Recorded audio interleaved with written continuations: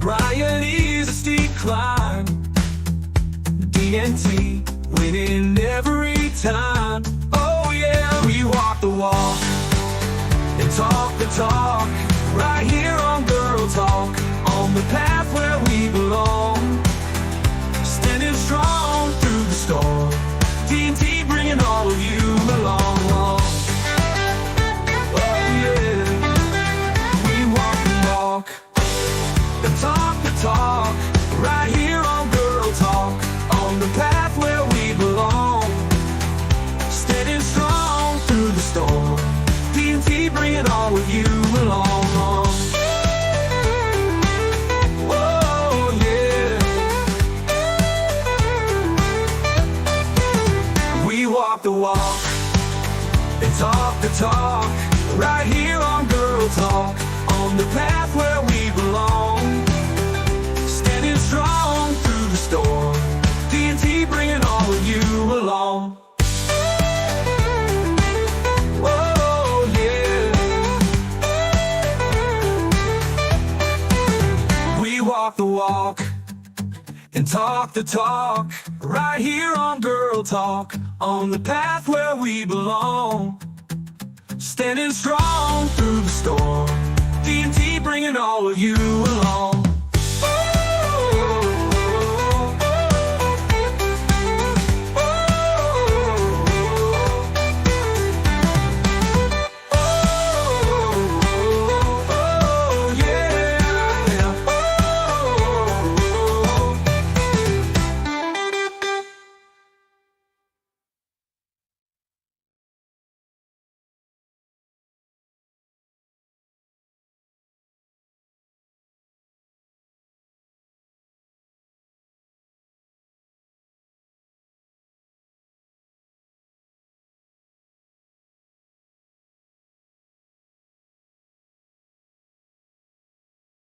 Oh, I guess that one's over. I thought that was the longer one, but that's okay. It is the shorter one.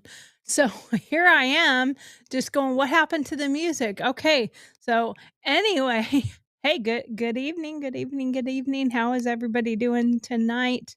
It is TGI Friday. Does anybody even say TGI Friday anymore, or is it just old people like me? I don't know. Well, if you have any questions, please feel free to put them in the chat. I do try to read the chat. Sometimes it appears that my chat does not work or is not sending. So if it doesn't, if I don't say anything, it's because I don't see it. But try again. I am on YouTube and Rumble. And please do me a favor and like, follow, subscribe. I am trying to gain followers. I'm on a rebuild. I used to have a lot of followers a long time ago when I have MAGA One Radio and MAGA Network, and I am rebuilding. So, and I'm rebuilding this as GurlTauX. Yes, we do talk some politics, but this isn't an entirely political show. Although I will bring some current affairs and current news and stuff like that in occasionally. This is not primarily a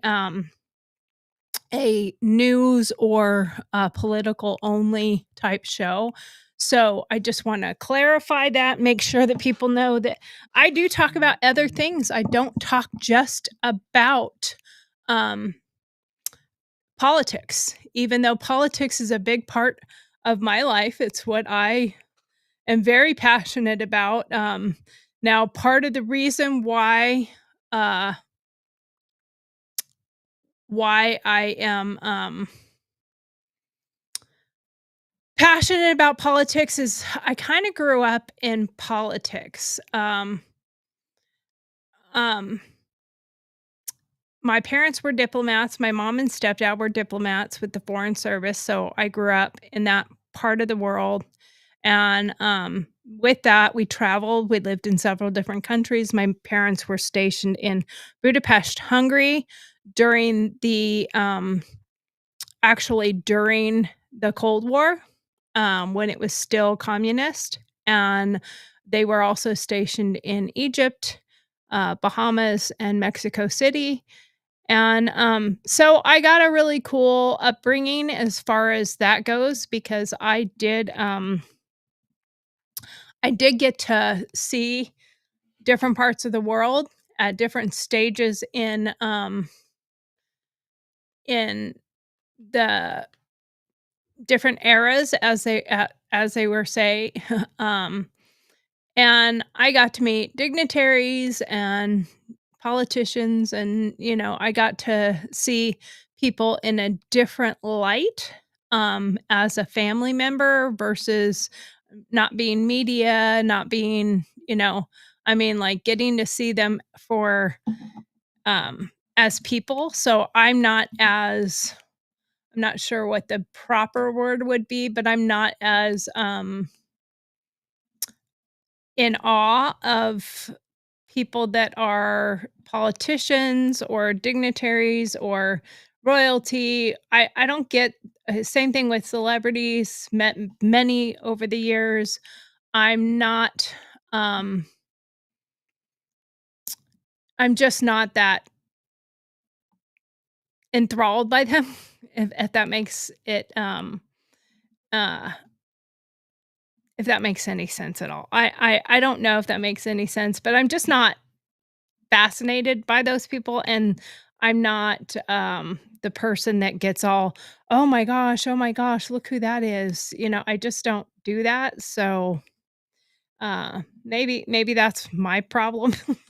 I should, um, but I just don't get that way. So, but that is where my politics comes in that I get pretty passionate about it, and, one of the sad things and I realized just this week and I'm gonna do a show about it, haven't put that one together yet, but, losing a parent, how that affects you, and how long does it affect you, that kinda thing. Um, uh my dad passed away 7 years ago, and just recently was the anniversary, the 5th, and, I realized that that is partly what has been affecting me this last couple weeks, um, and losing my dad was a big part of, and I never thought about it from this perspective, but it was a big part of my political side because my dad and I used to do an awful lot of debating. Our political conversations were amazing, to be honest with you. We really, really talked a good, um, bit about everything that you could think of, when it came to politics. Now, we were both on the same side, but it didn't mean that we always agreed on everything. Um, and because we didn't always agree on everything, made it for some really good debating because even though when you're on the same side, but you can debate somebody who's still on the same side as you, but not,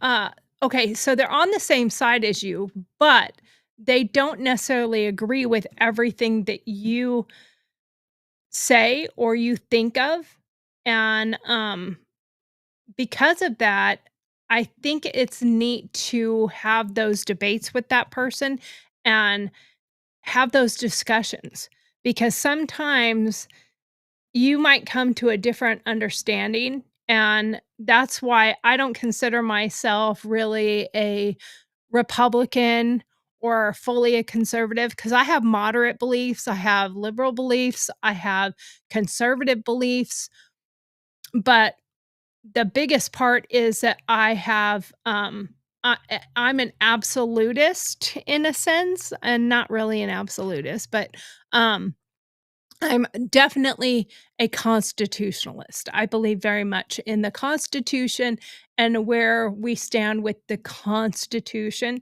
and what that means for us. So, the stuff that I believe in has to do more with the Constitution then it does have to do with a political party, because I don't really necessarily believe in a political party, so to speak. So, that being said, that is what it is, and, I'm not gonna be apologetic for that in any way, shape, or form because there's nothing to apologize for. Um, I have my stances, and I can be persuaded at times when I find something to be, um, a discussion point, and you can discuss it and find out, "Okay, wait a minute, maybe I'm not exactly correct here, and if I'm not correct, what, um, what are the aspects of it?" You know, what are the debatable questions and what makes me think about the topic and or what makes me fight for my position on it and what makes me fight for my position on something else, or come to that other person's side. So you never know. I mean, it is what it is. Sometimes we have differences in agreements, and we can, and that's okay. You can feel that way. You don't have to stay in one avenue or one lane. You have the ability to change. So anyway, today we are talking about retire excuse me, retire or rewire, timing your next chapter. Um so exploring when to retire, balancing your finances, emotional and social factors, um with a nod to our veterans that many have gone from working in the military to working in um the government, like my husband has done. So, he's a veteran, but he is also I'm also a veteran, but he's a veteran that is now working for the federal government. So, looking at when to retire, and of course, I hear things that sometimes bother me about people making their claims about retirement from the federal government. I watched somebody's show the other day, and man, I really wanted to reach out to them, and I hope they at some point see my show, or I did send a message on their thing, but you know, they're a very popular show, so they probably don't see as much. But they were talking about, oh, you only have to work for the federal government for like 7 years and then you can fully retire. That is not true. Um, my husband has 30 years and he cannot retire yet until next year in February because you have to be 56 and 10 months old to get the financial part of it and the health benefits. If he retires before that, you can retire if it equivalent like military service or whatever, and you can get 20 years or whatever. Um, and you can buy back your military time, which my husband did, and then you could retire at, like, 20 years, and, but if you retire prior to the timing and the years of service, you either reduce your amount of retirement to a certain amount, and it's 50 to 60% or something of what you would have gotten, and you lose all aspects of health insurance. Um, and you don't get the monetary money for that retirement until you hit the age limit. So that is the factor. So you could retire, but until you're 56, in my husband's case, he could retire right now. He could have retired 5 years ago. But until he hits 56 in 10 months, he would not get the money. Okay. So I don't like hearing what people say about the federal government that people can retire after like 7 or 10 years or something. One of them even said something like they can retire after 5 years and get full benefits. That is not true. That is absolutely not true. And it is a regulation for the federal government. So it is not something that's baloney. Okay. Um, so I am gonna start this series, and I had one the other day, and it was um, about menopausal age for women. But I'm going to do this series for, I don't know if it'll last the rest of the month, as many as I can come up with, but I am going to do a Life After 50 series. And I'm going to do this about several different topics. And this first one here is about retirement. So, should you retire or rewire? And I am going to say that, there is something to um, retiring. There's something to being excited about retiring, but there's also something um, um, to also having having work, because there are people that you talk to that after they retire, they get bored. Um, they have their issues with just not doing anything. So I think you should have a plan, in my opinion. But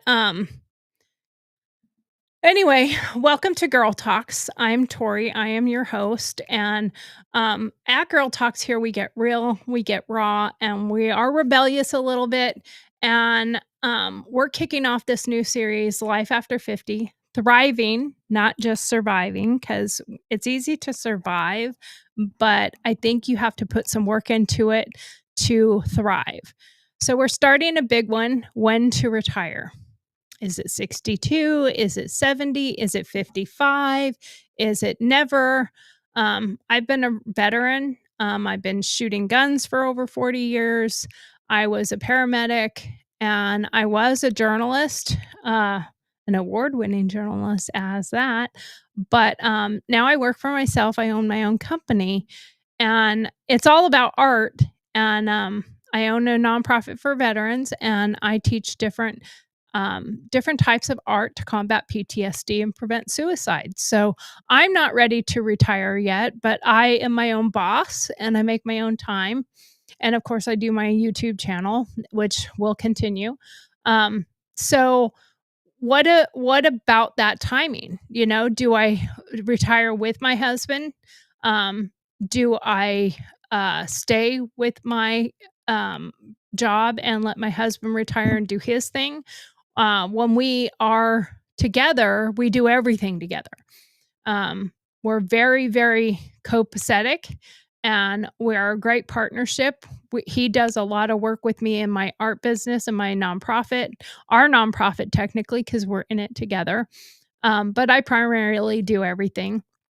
So whether it's a perfect shot or a life change, what do you think the best time is? Today, we're going to dive into the money, the mindset, and the magic of knowing when to step into your next chapter. First up, though, we're going to do our Dear Margaret questions, and then we'll unpack it all. So let's do this. All right. Are we ready to hear our... And I have been really trying to get my Dear Margarets to match what we are actually talking about for our topic. So I dig through all my Dear Margarets and I find ones that are relative or relatable to the topic that we're doing for the day.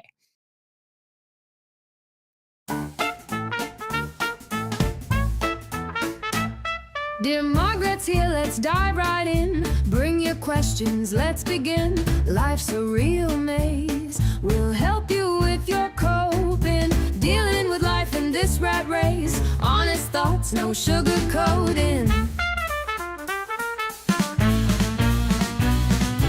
Tell us your tales, your woes, your gripes. No fluff, no bows, just real life types. Sign it clever, let your pen take flight. We'll serve the truth, sharp and bright. Send us a query, take a lead. No hidden rules, no secrets to keep. Anonymous wisdom that cuts so deep. Dear Margaret's advice you'll want to reap. But in the end, let's admit, we all really don't care, Margaret.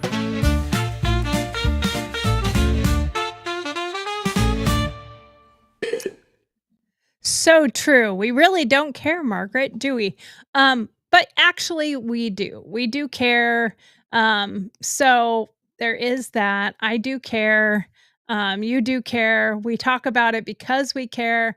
But and just in case you haven't heard the whole point behind that, I started the Dear Margaret as a my take on the Dear Abby, and I made the name Margaret because of JD Vance and his interview and with Margaret. And in that interview, it was about illegal aliens and the violent ones, especially. And he point blank said, "I don't really care, Margaret." And so I stuck with that. I really like it. So I went with that. And at first, I made my theme song more around him. And then the more I thought about it, I'm like, well, this is more my Dear Abby. So I'm just going to keep the name Margaret, but I am going to gear it towards that. If you have a Dear Margaret question that you want answered or advice, please email it to Dear Marge, DEARMARG at GurlTauX.com. And that's GurlTauX. Remember, we spell it GurlTauX because we're going to talks about it, okay? So let's get to the questions. I know that's what you want to hear is the questions. Let's get to the questions. And apparently I am like going to be not even in the picture when I move my camera. So let's get into these questions, and they are related to retirement. So let's see what we've got here. All right. Am I too young to retire?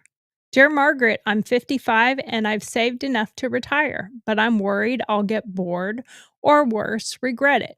Should I pull the trigger now or keep working? Early bird in Erie. Okay, so let's unpack that one for a second. You've saved up the money, and possibly with your company, you have a 401k or something like that. So you could retire. Now, for my opinion on that one is if you have the money to retire and you kind of want to retire, but you're afraid you're going to get bored, can this be as I put in the thumbnail, is it a rewire or a retire?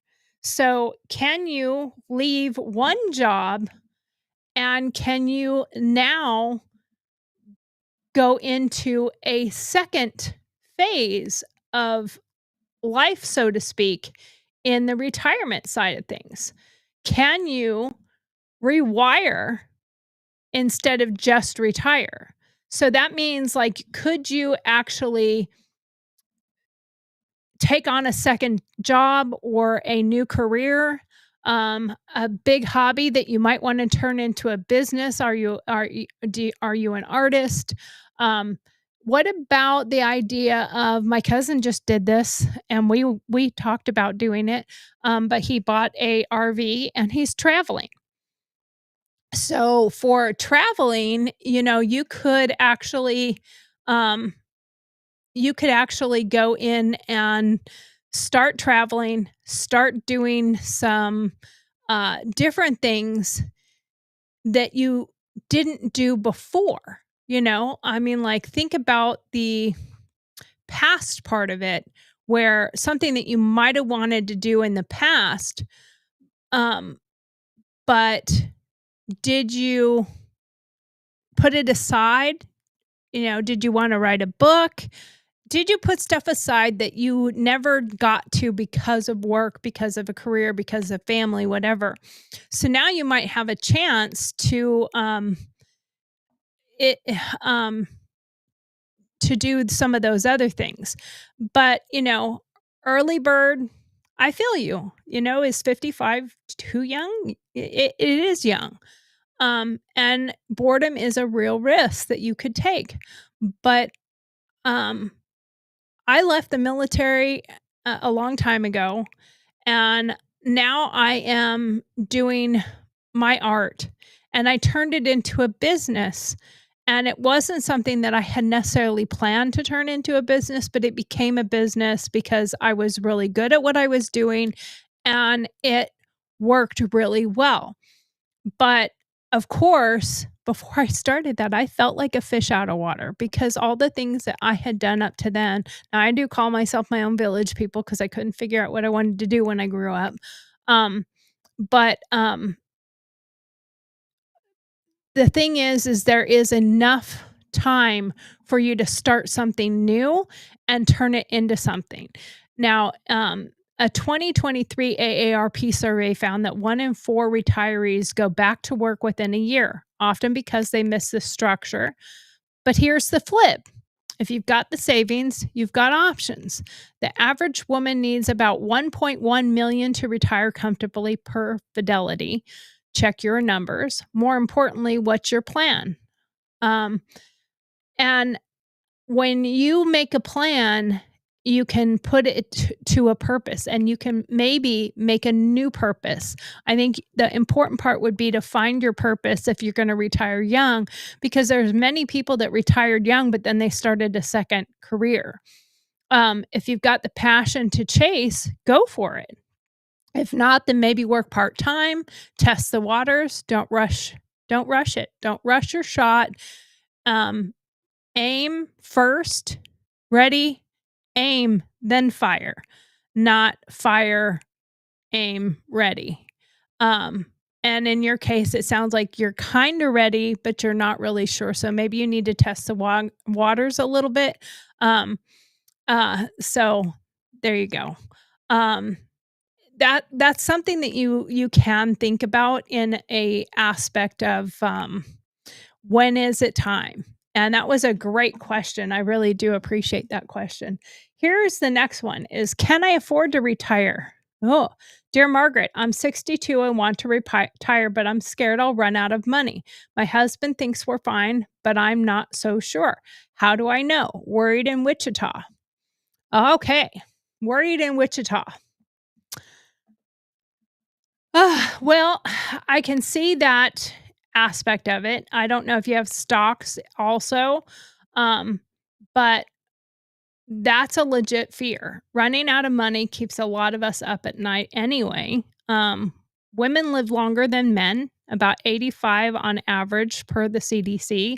So we need more saved. In 2024, Northwestern Mutual study says the average 60-year-old has $250,000 saved, but you'll need closer to $1 million for a comfy retirement. Sit down with a financial planner. That was exactly what I was going to say. I kind of wrote down some notes, but sit down with a financial planner. I have a friend that did this at 60 and found she could retire, but cutting some extra. She had to cut some things out. Also, check your Social Security. 62 gets you benefits, but waiting till 67 bumps it up 30%. I don't know if you knew that. I've always planned I've always tried to plan things with good precision, and planning your retirement needs to be the same way. Crunch the numbers, then decide. Go see a financial planner. That's a good idea. But also you need to keep in mind that I've heard some things recently. So I'm going to go to the federal government because my husband's the one who actually has to do the actual retirement. When it comes to my business, I can just stop. I have nothing saved with my business for retirement. So that's something we are focusing on now, is to start saving for my business too. But they have education for retirement in the federal government, which I've heard some things talked about with, well, they have training. And they kind of mocked it and made a little bit of fun about it. My mom retired with the federal government as well, with foreign service as a diplomat. And she said the training was absolutely beneficial. And this was quite a number of years ago, in the early 2000s. So I think 2000 actually.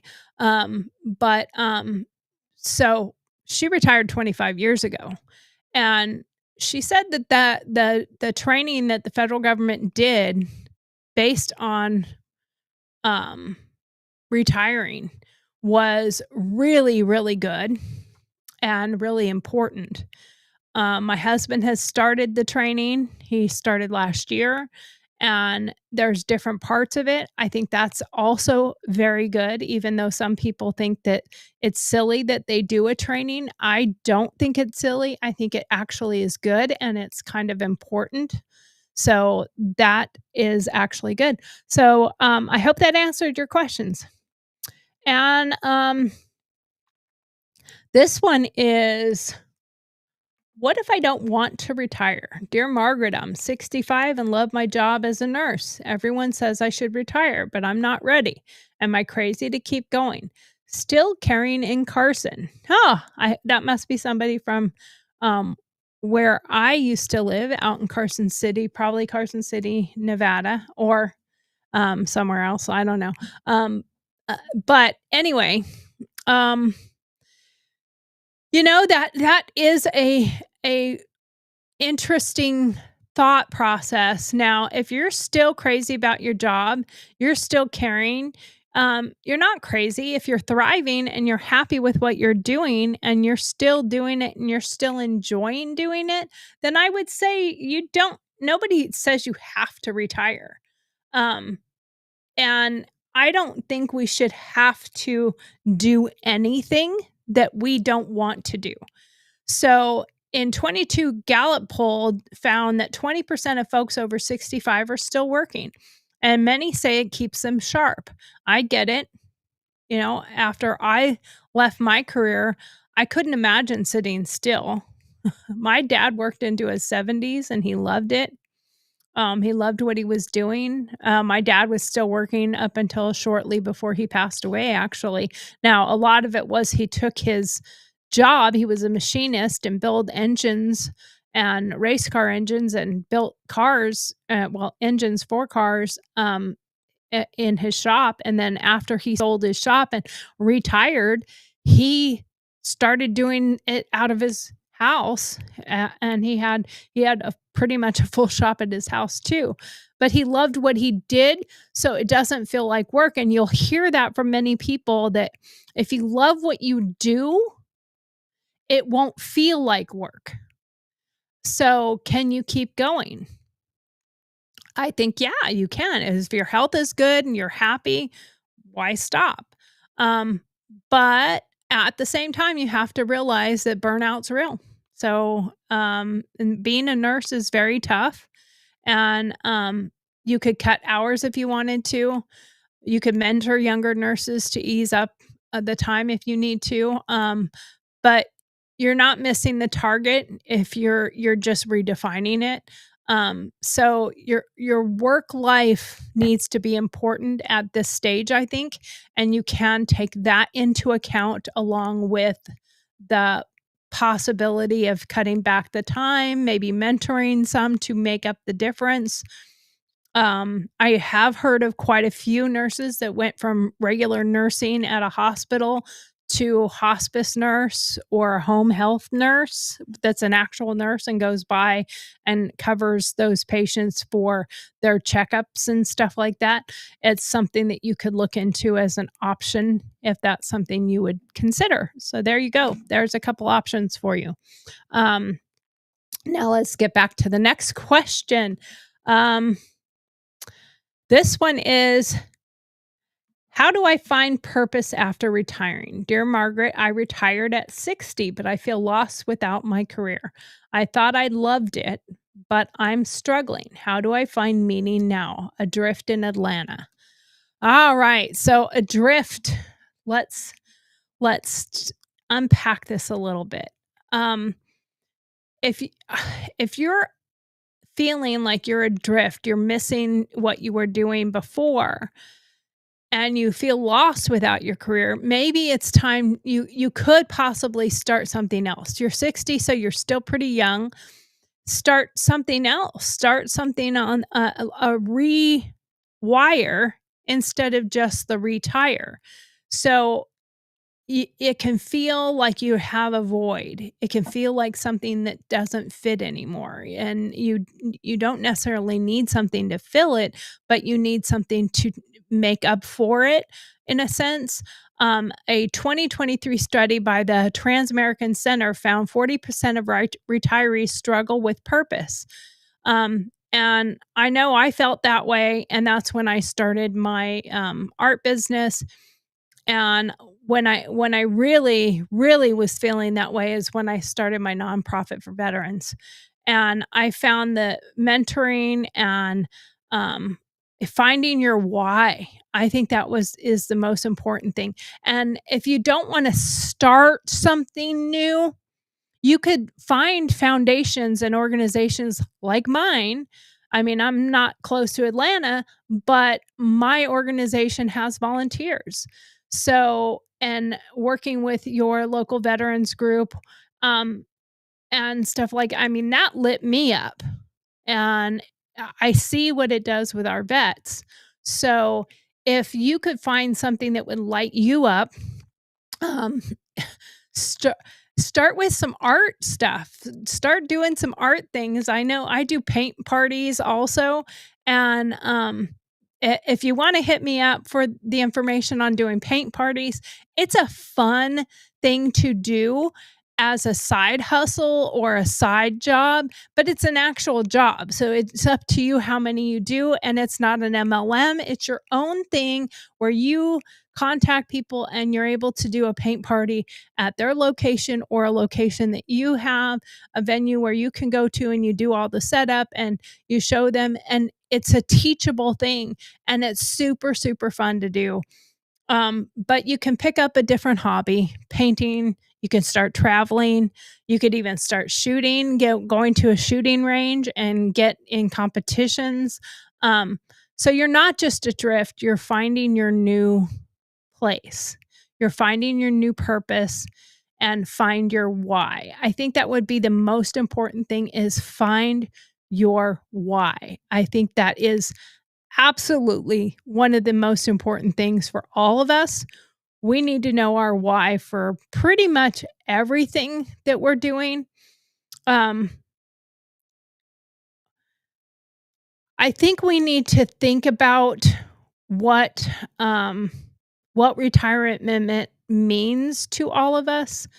Um, there is a difference between the word retirement and what it is, what it actually is.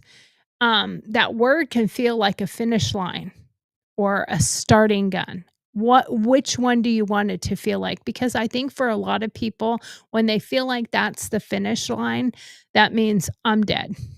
The next step is the casket. And it does not have to be the next step is the casket or the funeral. Um, it can be a starting gun, and a new starting line. So if you go to the new starting line, depending on how you look at it, um, I've been thinking about this a lot lately because as I hit my 50s, I'm a veteran, I'm a former journalist, kind of do some journalism now. Um, I learned that timing is everything. I have my art business and I have my nonprofit for veterans and first responders, just to clarify.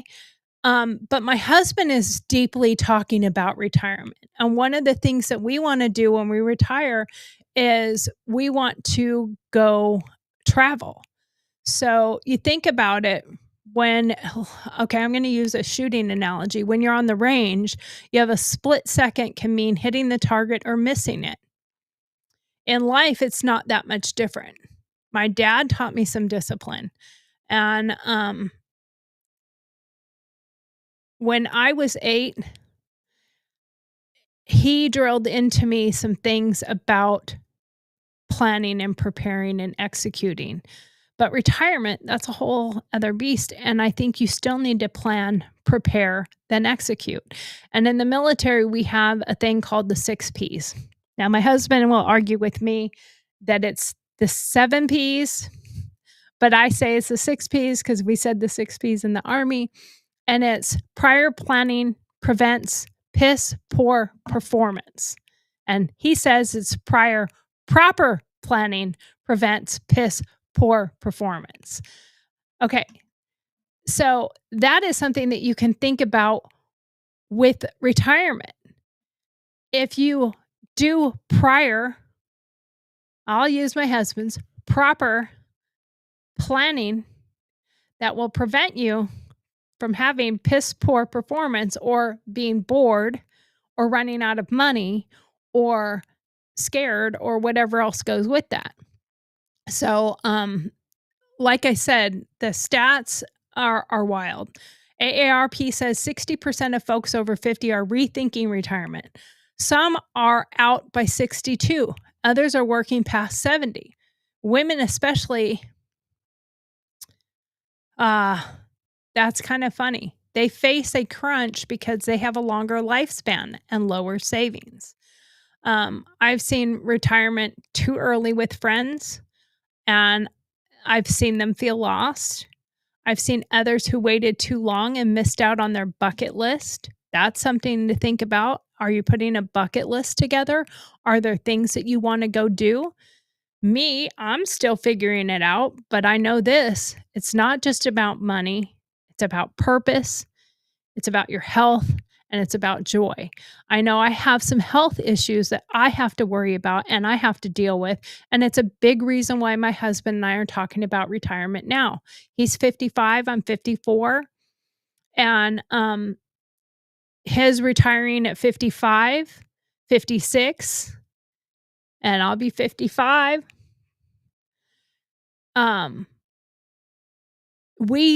I feel that we still have time to go and enjoy and do some things.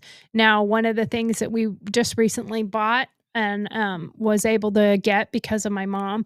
So we sat around and we talked a lot about traveling and going on different travels. And there's a channel that we both watch that we really like. It's Big Trucks, Big Travel. And they travel all over the place. They travel to all different places in the US. They travel to all sorts of locations. They've traveled to Alaska. They've traveled all over the place. And one of the things we learned by watching them was they have a big, big fifth wheel and they have a semi truck.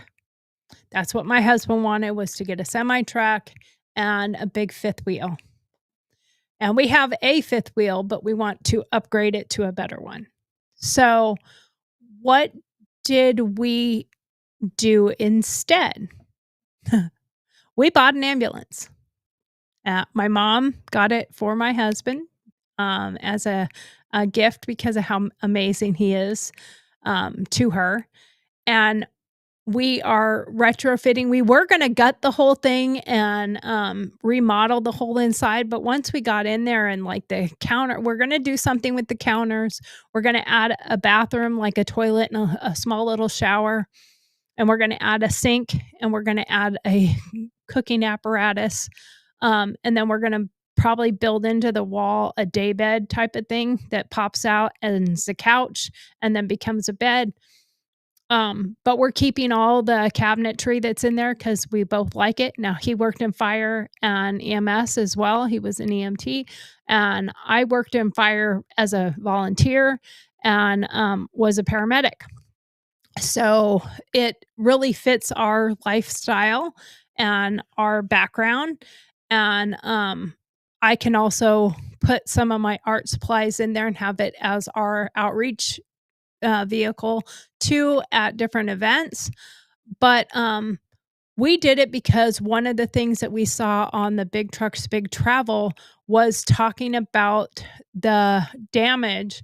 And there was another one that I watch all the time, and I can't remember their names right now. But the damage that they got from driving the Alcan Highway and driving in Alaska was very, very costly to their not so rugged RVs. So an ambulance is built very rugged to begin with, and we bought a rescue rig, so it's bigger, it's tall, it's longer, and it has the full walkthrough. So we have an area there for our dogs that they can be right there with us, and I can walk into the back. I even told them, I said, I want to keep the rails up here because I used to do rock climbing and rappelling. Well, my harnesses and stuff are way too old to do any kind of rappelling yet, and my physical abilities are gone for rappelling anymore. But my harnesses are still great, but I can literally have a harness in there and put it on and keep myself hooked to the railing while I'm standing there making, and this is for my own safety so I don't fall over and get hurt, but I could use it so that I can stand up and make a sandwich or something. Make me a sandwich. I could use it so that I have support while I'm back there tending to the dogs, or I don't think I would sleep back there while we're moving, because and the seats are really comfortable because of the air ride seats. Um, but there is something to finding something that you could use to go do some of those bucket list things that you maybe didn't even think about doing. Um, so we're gonna break it down and try to find out like what your time is for your exit. Or do you just need a reinvention? Think about that. Um, and there is no set standard. Remember that. There's no set answer, there's no set standard. There's only a set standard maybe for yourself. Um, and what I do appreciate is those Dear Margaret questions that we just listened to, they hit the big stuff: money, purpose, timing. Retirement's not just a date, it's a mindset. Are you ready? So let's dive deeper and see how we know when to retire, or is it just a rewire? Um, let's make it your best chapter of your life yet, because this is kind of it's not your last chapter, but it's your second to last chapter. So let's think about that from that aspect. The average retirement age is 62 based on Transamerica 2023. Women need 1.1 million, they say, in order to stay retired. Social Security benefits at 62 versus 67. Remember, at 67, they increased to 30 more percent. So if you wait, you get a little bit more from Social Security. I planned my exit like a mission, and that's what my husband and I are doing. We're planning it like a mission. Retirement needs to have a strategy. You need to put some effort into your thought process as to when you're ready, when you want to do it, what's the good timing, what's not the good timing, when should you, when shouldn't you. Social Security 101, when to take benefits. That is a great video. Um, it, it's a video on YouTube, by the way. Social Security 101, when to take the benefits. It's a 3-minute explainer on YouTube, and it talks about your Social Security. It talks about the different parts, and it's a very short little video. I'm not going to pull it up because um, I watched it, and I think because it's so short, you can go watch it anytime you want to. Um, but there's also other ones from Social Security Official. Social Security Administration actually has a breakdown of benefits by age. And you can go to Social Security Administration website and get a breakdown too. Another aspect that you could do is you could get a retirement coach. Besides having a financial planner, you could get a retirement coach, and they can help you with the emotional readiness, your purpose, and health considerations. I did ask a coach, they could not come on the show, but I did ask a couple questions, and I said, what's the biggest mistake people make when timing retirement? And he said the biggest mistake is doing it without a plan. That is the biggest mistake, is doing it without a plan. So remember 6 P's: prior planning prevents piss poor performance. um, if you have taken the time to think it through and you're considering it, put a plan in place. Go find a retirement coach, a financial planner, put together some options, put together some ideas. If you want to do the RV side of things and go travel some and hit some of your bucket list items, maybe you need to start the plan for that, start putting money aside or buying the rig that you want to buy and do the remodel work that you want to do if you can do it on your own. Um, but you have to learn what your purpose is for what you're doing when you retire, or are you just going to retire and sit in the rocking chair on the front porch? I know that there are, and I haven't found that one yet. I think it's somewhere down in my notes here, but there are a lot of people who have worked and they have lost their purpose as soon as they've retired. So they have those regrets, and then they get so bored that I don't know if they die from boredom. I can't say the word apparently. Boredom. Um, um, I think that there's people that have passed away after, um because they retired and then they had no purpose, they had nothing to do, so, um um, they just don't have the something that keeps them going each day, um, and I think that's uh, something to look at when it comes to retirement. um There is a link, and this is actually on the Social Security website, but, um, it says the reason why they have come out with the timing that they do is they examine the relationship between retirement age and mortality, and, the men who lived at least to 65, um, they worked, they worked all the way up till they passed away, but, the controlling age is a very big factor. So you have to think about what might be, a catalyst to a negative, and that could be retiring too early. So if you don't have a plan in place and you don't have a purpose in place, then you very well could succumb to some negative aspects of retiring too early. Um, but you have to think about that so that you don't have those regrets. You don't want to have regrets when you go and retire. There are some really great information on AARP retirement stories, and there are some current videos that they have on it. But remember this, step one, assess your finances, use a calculator like Vanguard's. um, really put some numbers to the test. And step two, you could take a test run at retirement, take a long vacation to see how it feels.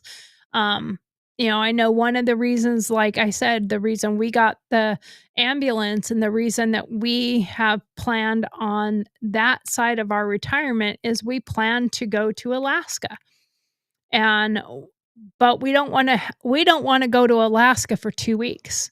We want to go to Alaska for the summer, and it's a longer trip. So that would be a great timing for possibly my husband. One of these times is for us. He gets quite a big time for vacation. And I think one of these times we probably should take a really long vacation and see how he does before he does retire. Maybe that's something that we need to plan on doing. Um, and step number three, I think, plan your purpose, find your why. volunteer or get into a hobby or part-time work, get into some groups, start doing some things in your community, get into your community. I will say one more besides, and it's still kind of volunteering, but get into politics. If you want to see change happen, go be part of it. Watch the interview. In fact, let me see if I can pull this up really quick because it was a great interview with it was a great interview with Laura Trump. Um, uh, I think her show is The Right View. I don't want to be looking there. I want to be looking here. The Right View. And I am going to see if I can pull this one up. Her interview with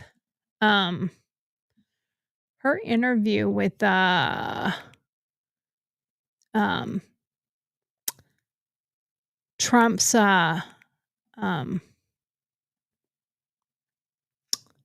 chief of staff. Great interview with the chief of staff. So let me see if I can find this really quick and if I can't find it, I will find it. Let's see. Let me see if I can find this. Chief of staff interview. There we go. Found it. Let me see. Okay, I didn't find it. Okay, here it is. Of course, why is it not showing up on her channel? Because it was on her channel. Maybe that's why. I don't know, because she is on Fox. So let's listen to this really quick. And this is a good one because of the fact that and the reason I'm using this is because she actually started getting into the politics when she retired. She wasn't involved in politics until she was retired. And that, I think, is something that we all have to think about. So she started a new chapter after she retired. And I think that is something that we can consider that I don't know why this is not allowing me to be on. Okay, there we go. Now we got it. We got it working. All right. So let's listen to this real quick. To my view, as chief of staff, Susie Wiles works long hours and even travels with the president on weekends. Wherever you see President Trump, you will see her right behind, making sure every I is dotted and every T is crossed. Her office is just a stone's throw from the Oval Office. And when life and death decisions are being made down the hall, we asked Susie about finding time and space for respite. Why? Now, I am going to break this up because of the fact that that I can't have it play just continuously for copyright reasons. So I am going to break this up probably about every 28 seconds or so that I don't get copyrighted. But and I'll break down a few things but this is a great little interview and very interesting, but she did not start until she was her kids were away. So that was a big part of it. Well, I can imagine this is going to be the answer to this is it's crazy. But what is a day in the life of Susie Wiles like? Does it start early and end late every single day? It does. And I'm at a stage in life where I can do that. My children are grown. I can do it. But we start here about 7:30, 7:45, and I got home last night at 9:30 or 10. That's pretty much Monday through Friday. We've been traveling a lot on the weekends, so it's a little bit more relaxed, but I can't say I've really had a day off yet. So think about that. She works until 8 or 9 o'clock. Now, she doesn't look like a spring chicken to me. So it shows that we all have the capability of working longer and harder if that's what we want to do. So you should think about that from the aspect of you're not stuck when you retire of not doing something else. You can do something different. You can do something else. Let's continue. And I don't expect it, and I don't want it. There's too much to do to say, well, I need to lay by the pool. I don't think we expected you to lay by the pool, but I was going to ask you, do you ever take time to like decompress and relax? This is a high pressure position here. What do you do when you actually get time off? Like, how do you take a moment for you? I am a voracious reader. I love to walk, although not at the moment, right now, but I love I'm a big walker. One of the odd things about this is that I have Secret Service detail. And so it's a whole new world to get used to for me. I'm quieter and private, and that's new. But they tell me not everybody in the world loves Donald Trump, so. Yeah, since everybody doesn't love Donald Trump, I'm sure she's got to have the security with her. So, but she's also with Donald Trump most of the time. But you also have to think about that, taking that time when you're not used to having somebody around you and with you. And she's a very private person. If you remember when Trump was elected, he wanted her to come up and speak. And she did not want to have any focus on her whatsoever. So it was kind of cute that she did not want to talk. And I don't think she'd be doing this interview if it wasn't for that she's been around Laura Trump enough that she feels comfortable enough talking to her and sharing some of these things with her. Let's continue. Therefore, when I go on my first walk, when it gets warmer here and my knee's healed, let's see how that goes. But I can clear my head reading, head in a book or on a walk. Washington, D.C. is a beautiful city with so many sights to see, and why wouldn't I avail myself of that while I'm here? But when it's time to get back to business, Susie heads to one of the most coveted rooms in the White House, her office. Well, welcome to my office. Thank you. Got a nice Meet team Sarah out here. and Cam. Hello. One of the great things about the White House, and I'm sure you remember, is these pictures. Yes. Every day, or at least every week, they change White House photos. That's so that's cool. kind of a fun treat. Yeah. Oh, look at the one of you out the window. That's cool. That's Mark Vogel coming back from Russia. Incredible. And you've got some nice neighbors you were telling me. Is that not a pretty cool office? I think that's pretty amazing. I love that she's even giving her a tour of her office because we often don't get to see that part of things. So I think that's pretty cool too. Let's continue. I do. I have the National Security Advisor down the hall and the Vice President next door. There we go. Yeah, nice. All right, let's check it out. See what we got here. It's beautiful. It is beautiful. Yeah, I don't know. I pinch myself in the morning. I ever came in here. Oh, and you have a beautiful fire? Yeah, our fire days are probably dwindling because it's getting warm. It came like this, or how did we do this office? Actually, not. My predecessor, who was a wonderful guy, had a particular style, bought all his own furniture. So when I got here, it was empty, and so. Yeah, so she had to redo the entire thing. That was something that my mom had to do when she was a diplomat with the Foreign Service, and you go to a new house and a new country as a diplomat. She had to have her house decorated and furnishings and stuff like that because they did not ship all of your stuff from place to place because you got a fully furnished house. So there was some of our personal stuff, but a lot of stuff went into storage until they retired. So it is not exactly something that you just have to reuse other people's things. While daunting, it allowed me to kind of. You had to start from scratch. Yes, here. so I got to really put my own touch on it. I have a table that seats 8 because there are always 8 at it. And we start early and go till, late. A lot of the staff have young children. So we try to pack a lot into the middle of the day, and then I can always work before or after. So Now, I think that is so considerate and so thoughtful of her that she takes into consideration some of the younger people that work for her that have families and have children so they can go take care of their families and their children.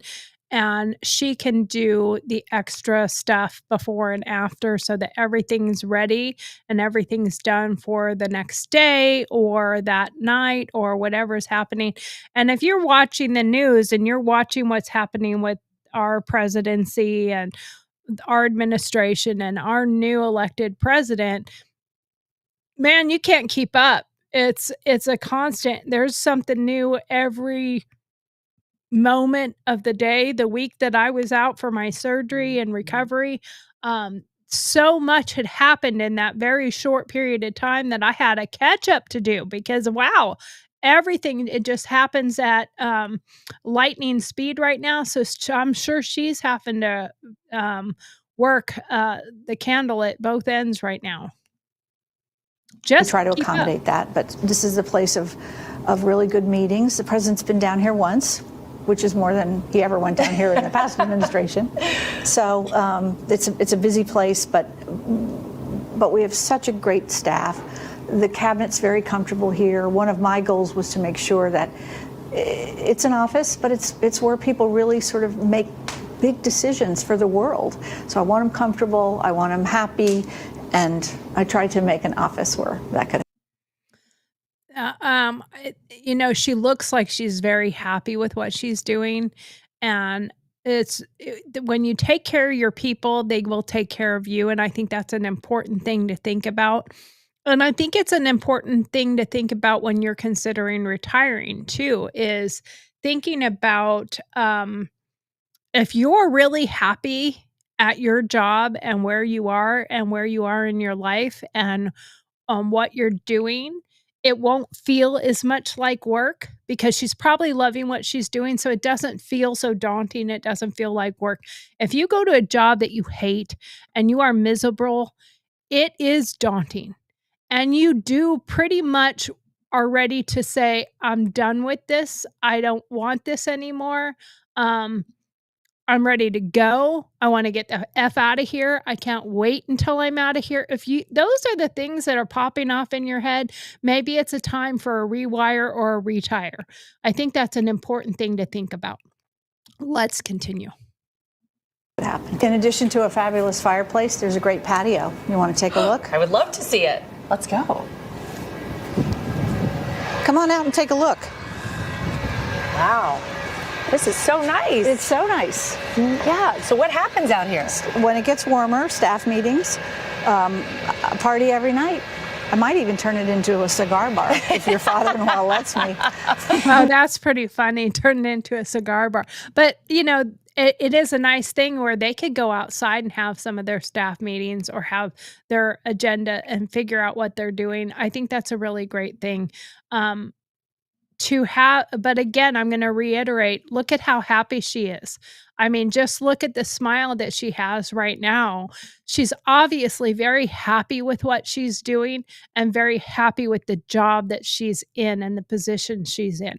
So it goes to show that if you find something that you could be passionate about and finding your new why or your new purpose, and if politics is something that you're interested in or you've been following what's happening in politics, you can very well possibly go and start going to your council meetings, start going to your Republican meetings, your Democrat meetings, whatever political side you're on, go start being involved in your community and maybe even getting into running for some kind of office, even starting with your small offices.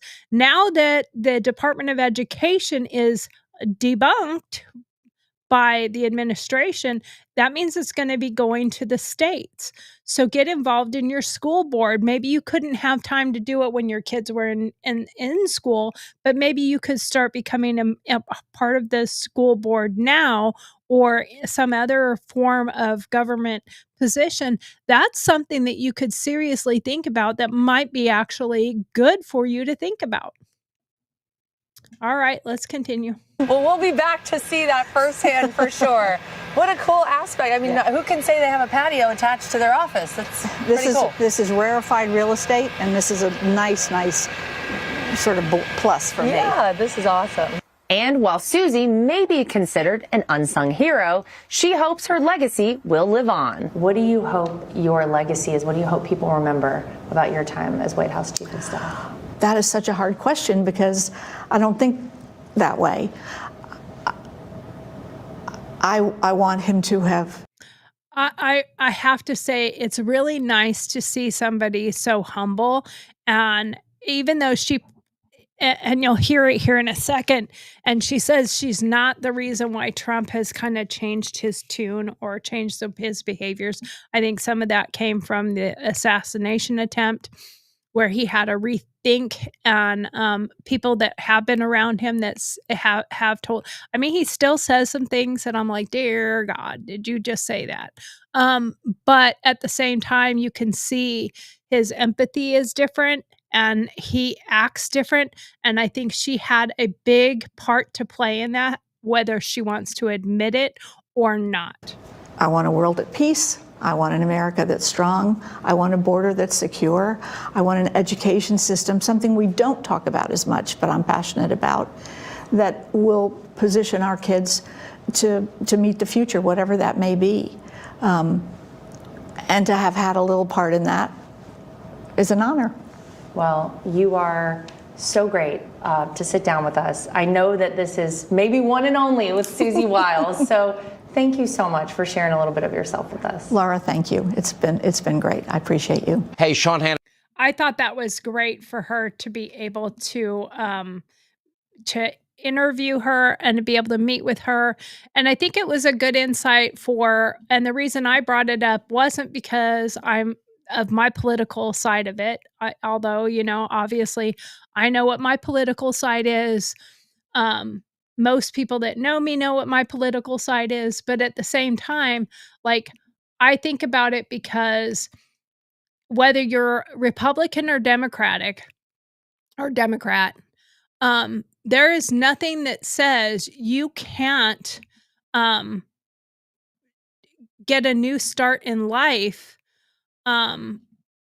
as you retire. There's nothing that says you can't suddenly now go and start a different timing in your career.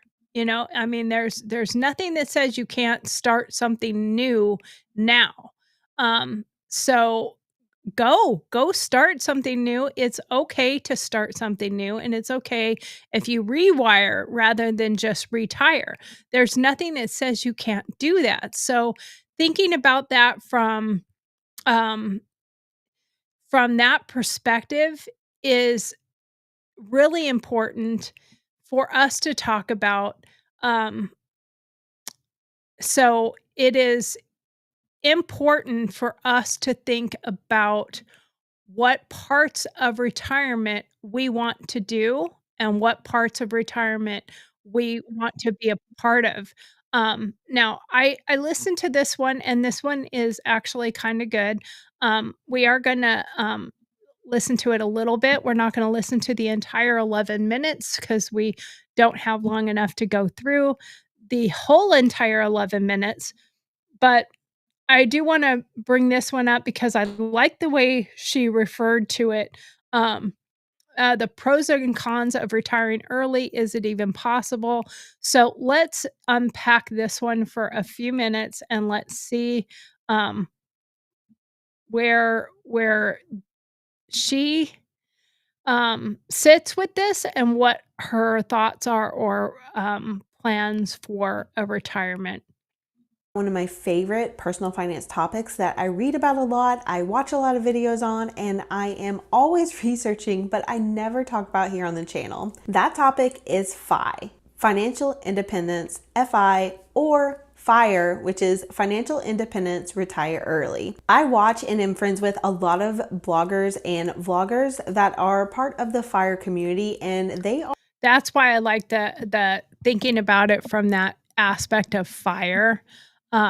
Because FIRE is something that you have to think about.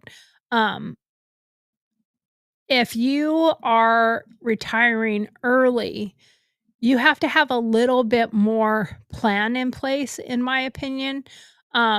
If you, I mean, for some people, they just are going to work or want to work until till they pass away. But what do you need in order to retire early so you can go do some of these other things? Are very, very, very inspiring to me. They have very focused plans financially to get to where they want. And Now, I think some of those are a little bit more ridiculous, retiring at 35, 36. Is that really retirement, or did they just do a rewire and they have the financial means to just do what they want? Is that really retirement? I think we need to think about that. they work really hard to achieve those plans. If you've never heard of FIRE, it is Financial Independence Retire Early, and it is a whole movement of people that are trying to basically earn as much money as possible, save as much money as possible, having really, really high savings rates. 70–80% of their money is saved and invested. So basically with FIRE, they save as much of their income as possible, 70–80–90%, as much as they can. And I do know that there is a good chunk of the people in that FIRE community that are also doing homesteading and off-grid living, where they are using the money that they would have, and some of them are in tiny homes or living in their RVs, to save off a mortgage and taking that mortgage money and putting it in savings instead. And I think we have to think about also our savings, and that's where a financial planner comes into play, because if you just put it into savings, you're not going to get that much money back for your buck. So you need to think about that part of it, building up your money. I mean, there's stocks, but then you got to start really paying attention to the stock market. But where can you put your money to get more out of it? Those are things that you need to think about. And live on very little for a shorter time frame. So they're piling up money, and then in 10–15 years, they're able to fully retire because they have enough money saved up on the side that is then invested and working for them. So they're earning money every single year and can live off their investments. FIRE is something that is very intriguing. It's very interesting, and they have a And I will say that my dad, even though he retired and he worked well into his 70s, my dad lived primarily off of investment interest. So he didn't have to he didn't have to struggle so much when he did retire, because he had investments. My dad was very big into stocks and into investing. So my dad had something that he was able to help him with the retirement part of it. So I think that's something that you have to think about too, is what your stock portfolio is. And I think that takes a little education, learning on the stock market and how to work a stock market. Not everybody knows how to do that. Not everybody understands how to do that. So that's something that you have to think about as well. A very passionate community, because people that are doing it are very focused and very into it. It also has a lot of detractors, people that say it's not possible, say it's impossible, say it's just not realistic, it wouldn't work for most people, which I agree is true. And it has a lot of really famous personal finance people that are just completely against it. I first discovered FIRE through a blogger named Mr. Money Mustache. He is pretty iconic in that community, and he has a lot of blog posts about financial independence and retiring early and creating income and saving as much as possible. He has one really, really interesting post that is the shocking math behind early retirement.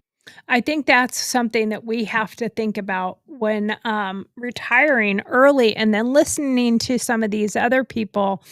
They have Susie Orman or whatever. She has a lot of money. She has probably a high cost of living because of her property and her house and her income. And so she's from a different aspect of what you need versus what you want. And I think that's something that you have to take into mind too. What are your needs financially and what are your wants financially? Because they are two different things of what you need. You need shelter, clothes, food, and healthcare, really. So those are your needs. So how much do you need financially to take care of your 4 needs? Then your wants are traveling, bucket list, oh, and I forgot food. You need you need shelter, clothes, food, and water. um, and you have to take into account, are you gonna be eating beans and rice, and you can retire early? Um, are you gonna be living in a tent out in the woods? Like, take those things into account for what your needs are, but also looking at what your wants are. What wants do you have? What bucket list item things do you want to do? Are there things that you want to go do that financially cost money to do? Like taking a trip to Alaska for 3 months. I'm using ours as an example. We have to pay for the space places. Obviously, there's off grid as well. We are going to be putting solar on our rig. So there's off grid, but there are places that you still have to pay to go to. The cost of fuel, the cost of wear and tear on your rig, the cost of the travel from day to day, the cost of food on the road, all those things. Yes, you wouldn't have the food at home, but for us, we're not planning on selling our house. So we still have a mortgage. We still have to pay our bills.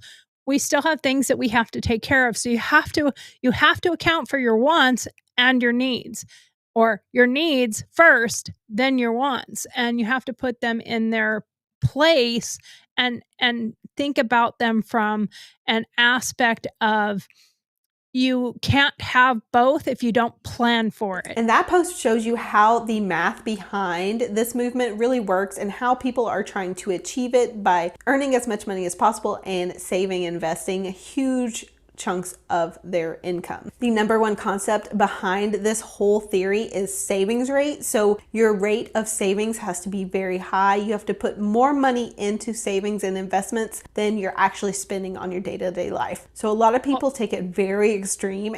And for some people, you have to think about, if what you're making now is what keeps you afloat, you don't have necessarily the option of that. Now, I have looked into some of these, and the majority of them have sold their homes, put that money in investments, bought a tiny home or a piece of property, and built their own house on it over time, where there's zero mortgage cost because they bought the land with cash. They bought their materials and they've been building as they go. They're living in an RV or a tiny house as they're building it. So not everything is as realistic, but it's a good thing to think about when. And we don't need to watch any more of that, but you can go and look at some of those things for FIRE. Financial independence, retire early. And you can go look at those things. You can go do that as well. You just have to put the work into learning and understanding where you're at and making sure that you have your calculator in place. The Vanguard Retirement Calculator is a free tool to estimate savings needs. And you can just Google Vanguard's retirement calculator. And that'll give you some of those important things. Retirement is about timing your shot. Money, purpose, joy. What's your retirement plan? Drop it in the comments. If you have a retirement plan, drop what you're going to be doing. And I'm actually done with all my notes. But tomorrow or Monday, we will be back with more life after 50. Stay bold. And we're either going to do, and this one is, I have information that I've researched on it. I think I'm still going to do this one on Monday, but I can't relate to it as much because I'm married and happily married and have been married and with my husband for 13 years. So, but love after 50, dating, mating, and relating. I may bring my mom in to do a little interview with during that one because she did meet her former mate, fiance, and he passed away before they were able to get married. But I think it's a good one to interview her on navigating relationships after 50. Dating, intimacy, and family dynamics. I think those are very important things to talk about, and I think we will bring my mom on for that one. So Victoria, plan to be on the show on Monday. But until then, all of you beautiful people, be bold, get wiser by researching, get involved in politics if it's something that's bothering you about what's going on, whether you like it or dislike it. Get involved, have a voice, volunteer with any organization out there. If you are in the northern Alabama area and you are interested in learning more about my nonprofit, Vic's Ranch, you are welcome to give me a call. You can email me at Tori, Tori, at GurlTauX.com, GurlTauX. And what we do there is we teach different art techniques to combat PTSD and prevent suicide, and do paint parties and art parties, because it's not always paint. But feel free to email me. And again, if you want to have one of your questions read and answered on GurlTauX Show Live, you can email Dear Marge, DearMarg, at GurlTauX.com. Again, that's GurlTauX, GurlTauX.com.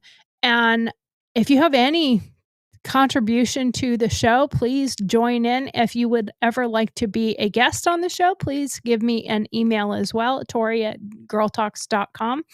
And again, if you want to volunteer, I can give you some more information if you just send me an email. We are in the northern Nevada area, or northern Nevada, used to be in northern Nevada. We're in northern Alabama area. So, and we don't do a whole lot outside of there right now. Hopefully we will be in the future, but in the northern Alabama area, if you are interested and want more information, again, email me. But there is so much more to talk about on my show with our Over 50 series that we're going to be doing this next couple weeks. And Monday we have dating, and then we will be going into other series after that. So please, please, please, like, subscribe, and join my tribe as I try to rebuild my channel from what it used to be in a totally political to a not everything political. So please help me out by liking and subscribing and sharing my show with others. So I appreciate it. Anyway, we're about 5 minutes early, but that's okay. We can head out 5 minutes early. That's not going to hurt anything. As for me and mine, thank you very much. My husband made some wonderful barbecue chicken, and I made potato salad to go with it. So I'm going to go upstairs and eat some dinner. How's that? Talk to you Monday. See you then.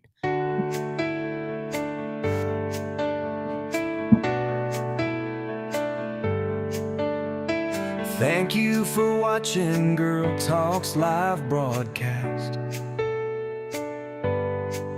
which airs weekdays at 7 p.m. Central Standard Time. Don't forget to send in your Dear Margaret. That's a bloody beer. questions. Then join us for our opinion-based answers.